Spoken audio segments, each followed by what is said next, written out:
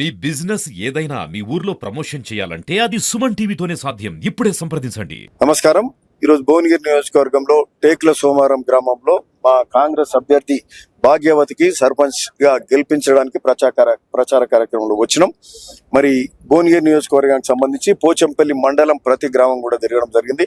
భువనగిరి కూడా దాదాపు అత్యధిక గ్రామాలు నిన్న కంప్లీట్ చేయడం జరిగింది. ఈరోజు ఒలిగొండల మరి కొన్ని కంప్లీట్ చేస్తూ రేపు బీబీనగర్ మళ్ళీ ఎల్లుండి ఒలిగొండ మండలంలో మిగతా గ్రామాలు కంప్లీట్ చేసే కార్యక్రమం చేస్తున్నాం. సరే, ఈరోజు ముఖ్యమైన ఉద్దేశం ఏంటంటే కాంగ్రెస్ సర్పంచులు గెలవాలి, ఊర్లలో అభివృద్ధి చెందాలి. ఎందుకంటే ఎమ్మెల్యేలతోటి కోఆర్డినేషన్ ఎవరికి ఉంటుంది? కాంగ్రెస్ సర్పంచ్ అయితేనే ఇప్పుడు అత్యధిక స్థానం కాంగ్రెస్ ఎమ్మెల్యేలు ఉన్నారు, కాంగ్రెస్ ప్రభుత్వం, కాంగ్రెస్ ముఖ్యమంత్రి, కాంగ్రెస్ మంత్రులు ఉన్నారు. కాంగ్రెస్ సర్పంచులు గెలిస్తేనే ముఖ్యమంత్రి దగ్గర కానీ, మంత్రుల దగ్గర కానీ, ఎమ్మెల్యే దగ్గర పోయి పనులు అడగగలుగుతారు. టీఆర్ఎస్ సర్పంచులు గెలిస్తే ఎక్కడ పోతారు, ఎక్కడ అడుగుతారు? ఇక ఊర్లో కూర్చొని రాజకీయం చేయాల్సిందే తప్పితే ఏముండదు. సో ఇది బేసిక్ లాజిక్, బేసిక్ చిన్న కామన్ సెన్స్. ఇది గ్రామ సర్పంచులుగా కాంగ్రెస్ సర్పంచులే గెలవాల్సిన అవసరం ఉన్నదని చెప్తాం. అంటే జనరల్ గా కూడా ఇట్లనే జరుగుతుంది.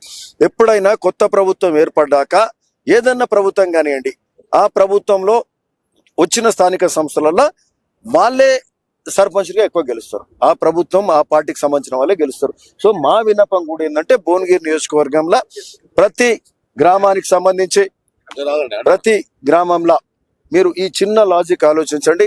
కాంగ్రెస్ సర్పంచులు గెలిస్తే ఊరి మీద దృష్టి పెడతారు, పని చేస్తారు, ఎమ్మెల్యే తోటి అనుసంధానం ఉంటుంది, అక్కడ ముఖ్యమంత్రి తోటి ఉంటుంది, ఎక్కువ పనులు చేయగలుగుతారు.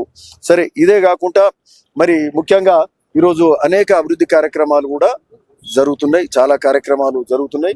ముఖ్యంగా మరి ఈరోజు యువకులు కూడా ఎక్కువ మంది పోటీలో ఉన్నారు. వాళ్ళందరూ కూడా మంచి, అంటే ఒక ఊరికి మంచి చేయాలనే ఆలోచనతో వచ్చిన వాళ్ళు. సరే, ఇంకొకటి ప్రభుత్వం కూడా అనేక కార్యక్రమాలు చేసింది. ఈరోజు ముఖ్యంగా 200 యూనిట్ల కరెంటు బిల్ ఉచితం అయితేంది, మరి బస్సు మహిళలకు ఉచితం అయితేంది, సన్న బియ్యం అయితేంది, రేషన్ కార్డులు అయితేంది, ఇందిరం ఇండ్లు అయితేంది, ఇన్ని కార్యక్రమాలు. పక్క మంచి చీరలు కూడా ఈ మధ్యన ఆడబిడ్డలకు ఇచ్చినాం, తెలంగాణ ఆడబిడ్డలకు రేవంత్ అన్న ఇచ్చిండు.